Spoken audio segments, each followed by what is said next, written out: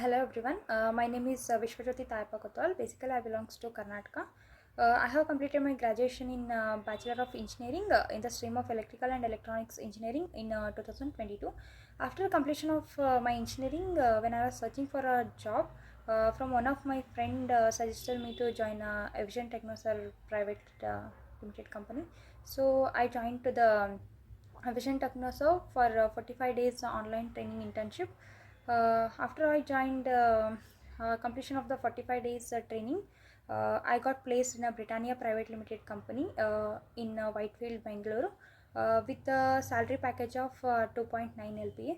So in that Evision Technoserve, all the team members are very good, and all the teachers are well trained, and they'll teach you in a very good manner, and also they will practice mock interviews.